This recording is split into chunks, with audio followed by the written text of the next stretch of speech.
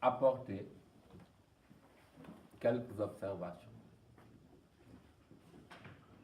Ce qui se passe au Sénégal est hors du commun, pour des raisons bien simples.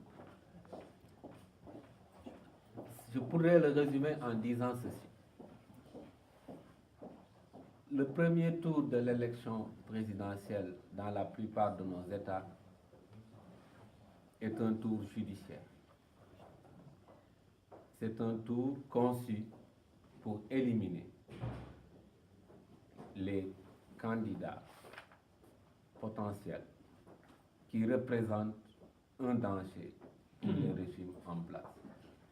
M. Khalifa Ababakar Sall, maire de Dakar, a entrepris une œuvre grandiose de développement et d'amélioration de la condition de vie de ses citoyens par des projets ambitieux dans un système inclusif, transparent, qui lui a valu le satisfecit et les félicitations de l'Agence de régulation des marchés publics, qu'il a cité pendant des années comme étant le meilleur élève.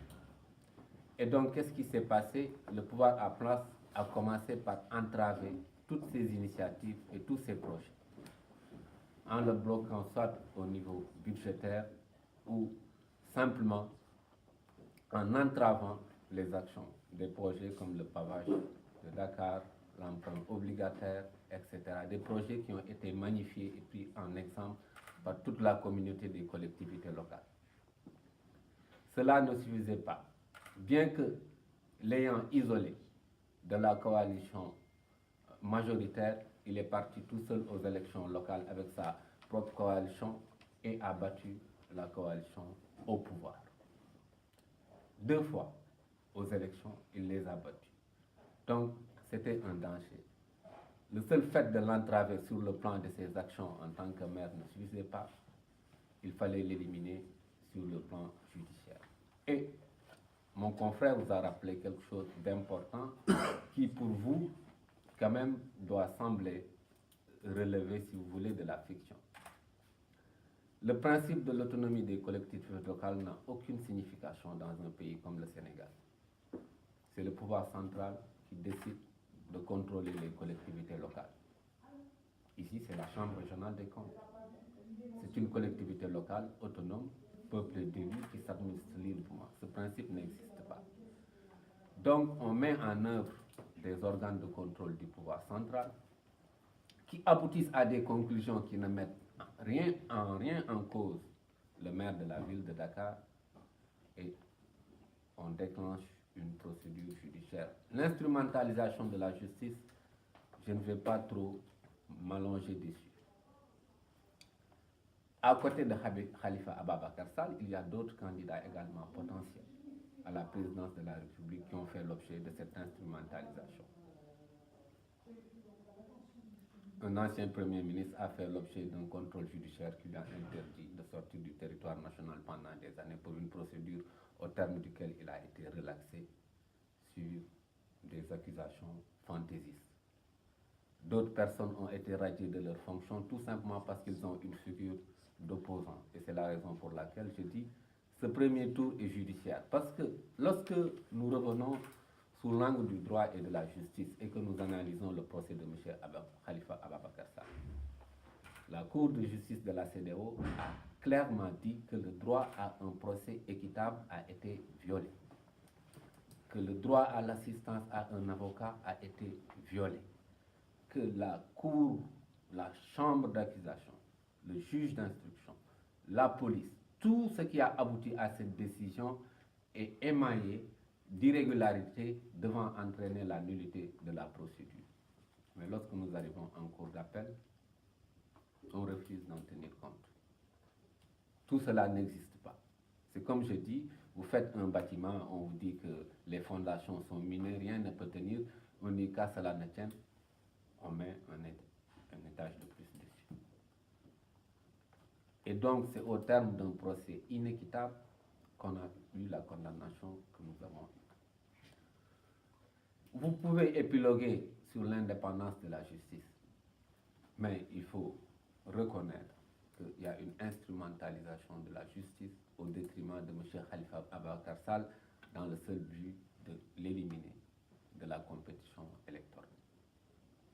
Et pour cela, même si le Sénégal doit violer ses engagements internationaux, si le Sénégal doit refuser de se soumettre aux décisions de la Cour de justice de la CEDEAO, qu'à cela ne tienne, rien ne semble vouloir les retenir.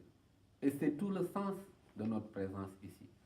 Parce qu'on fait une parodie de justice, on essaie de présenter les choses comme se passant normalement, alors qu'en toile de fond, c'est, si vous voulez, une succession de violations de droits qui permettent d'aboutir à la situation actuelle.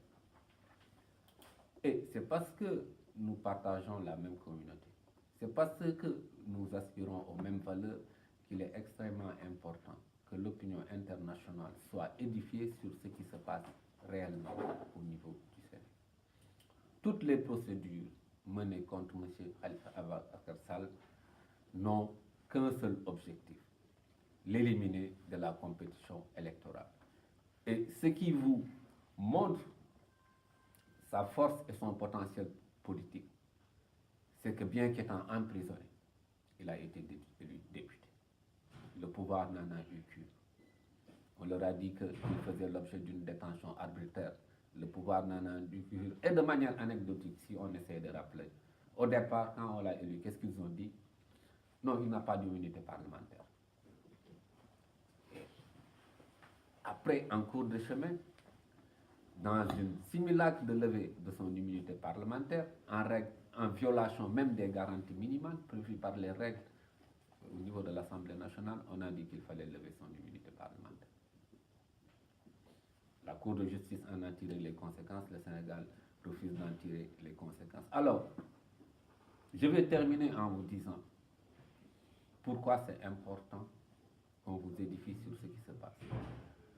Lorsqu'on vous demande le régime politique sénégalais, lorsqu'on demande par exemple le régime politique en France, vous allez dire que c'est un système de séparation des pouvoirs. Alors, le Sénégal, c'est un système de séparation formelle et de confusion réelle. Et donc, à partir de ce moment, en fait, il n'y a qu'une seule personne qui décide, qui est en liberté, qui ne l'est pas. Quel droit on doit respecter, quel droit on ne respecte pas. Et on ne veut pas que ce simulacre-là continue, qu'on essaie d'entretenir une vitrine et une façade qui nous présente comme un état de droit, comme un état démocratique, alors que les droits les plus élémentaires sont constatés.